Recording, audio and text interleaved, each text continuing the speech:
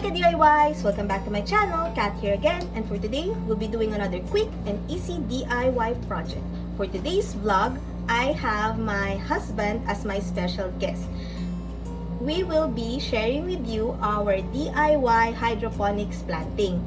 Well, we did it 4 years ago and we planted romaine lettuce because we consume it a lot, like every week we buy it in the grocery. So we decided, why not plant it at home?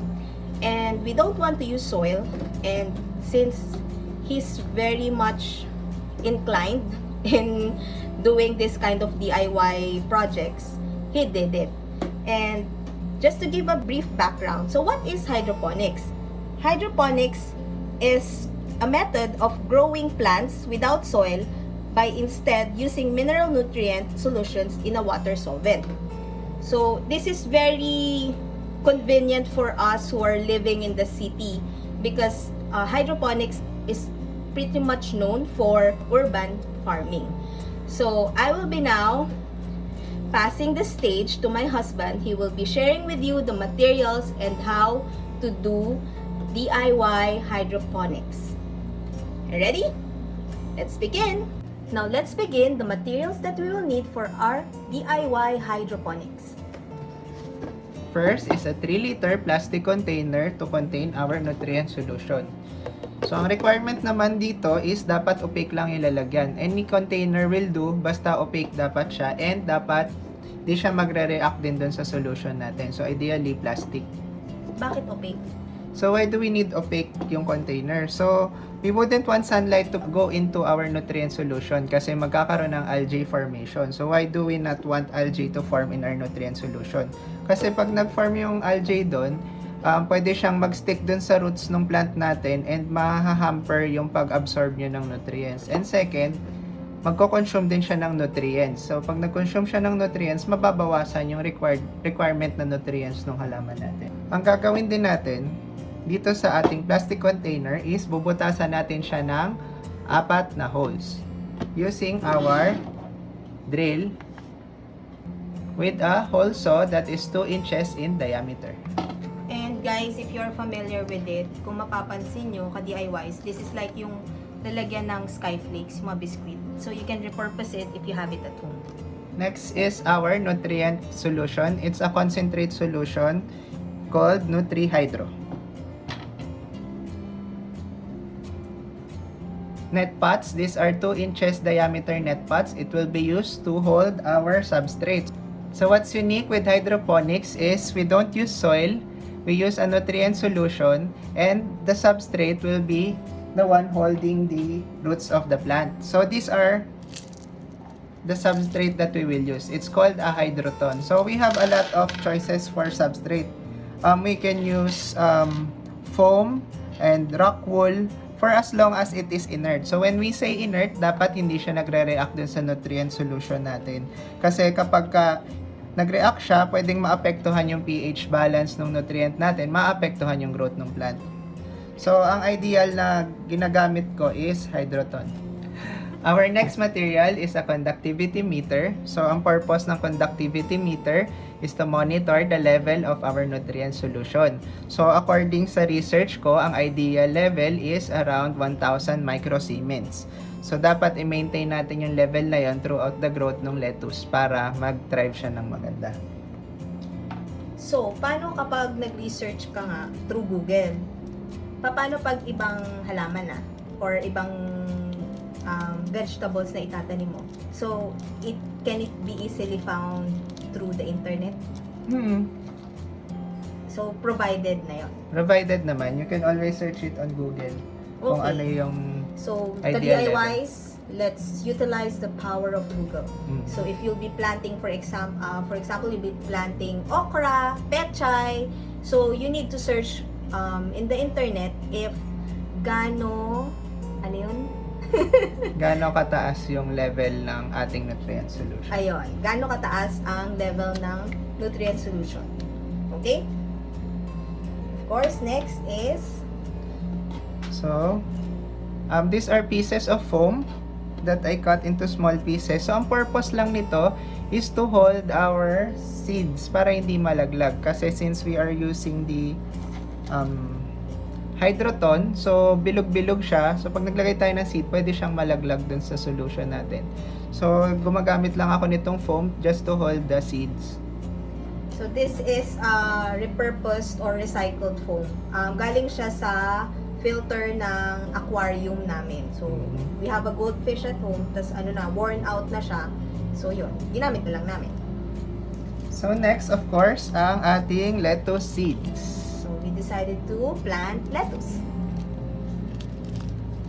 So let's start.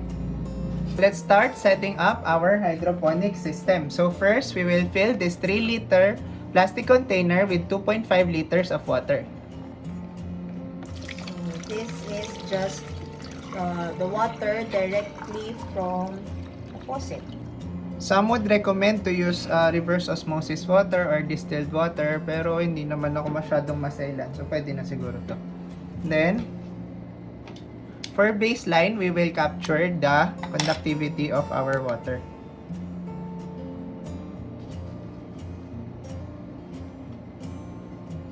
So the conductivity of our water is 156 microsiemens. So ito yung baseline natin. Then once we add the nutrient solution, malalaman natin kung gaano kataas yung tinaas niya. Then we will monitor na dapat hindi, pag umabot ka na close to 156, ibig sabihin depleted na. Next, we will add the nutrient solution. So sa instructions niya is 2 ml per liter. Pero ang gagawin ko is 1 ml per liter muna since mag-i-start tayo from seed. And then once mag-grow na yung roots, tsaka na lang natin siya dadagdagan ng another ml.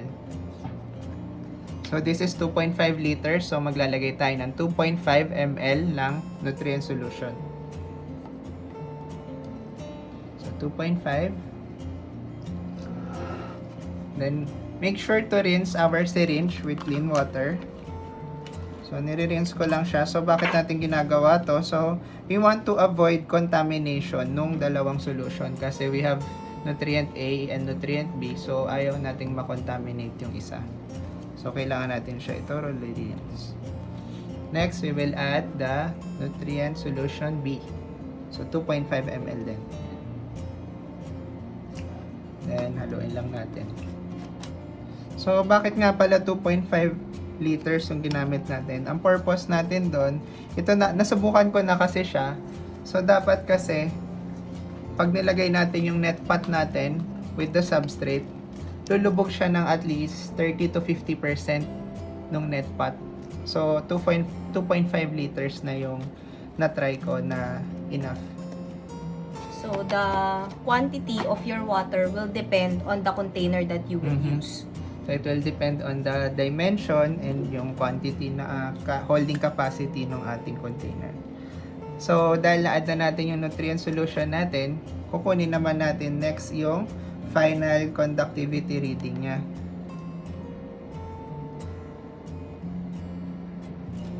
Okay? So, 844. Tapos kanina, around 150. So, meron tayong roughly mga 700 microsiemen, or if we convert it to ppm, meron tayong mga 300 something. Kasi 1:2 ang ratio ng microsiemen sa ppm. ppm, by the way, is parts per million. So it's a unit of measurement ng concentration ng analyte in aqueous solution in water. So next, we will add our net pot with the hydroton. So ang ginagawa ko, sinusoak ko lang siya. Ideally, ang pagpe-prepare nito, nire-rinse nila yung hydroton para matanggal yung mga debris. And then, sinusoak nila for 6 to 12 hours dun sa nutrient solution or water. Pero ako, nilulubog ko lang. So far, gano'n naman ginawa ko last time, na buhay naman yung halaman ko. Bakit pala hindi soil? So, the reason why we use an inert material for our substrate is to avoid affecting the chemistry of our nutrient solution. Kasi ang soil natin, hindi natin alam, it can be acidic, it can be basic, or meron din siyang other chemicals na makaka-apekto dun sa chemistry ng ating nutrient solution. So as much as possible, We want to keep everything controlled, kaya gumagamit tayo ng mga inert material like hydroton. So, filling yung net pot natin, basta wala siyang sukat, basta ma-fill lang up to close to the brim. Yung dami ng hydroton. Okay. Diyan lang. Then, itong foam natin na paglalagay ng seed, sinusoak ko lang din siya. Nalagay ko lang siya sa gitna. Tapos medyo nilulubog ko lang ng konti. Then next, we will add our lettuce seed. So, per net pot, naglalagay lang ako ng 2 to 3 na seed. So, ang reason dito, hindi ko yan patutubuin lahat. So, kaya tayo naglalagay ng 2 to 3 seeds para kung ano yung magandang tubo, yun yung tinitira natin. So, ideally, pag naglagay tayo ng seed, medyo paghiwa-hiwalayin natin. Kung ano yung mabilis lumaki, yun yung itira nyo, itapon nyo na yung iba.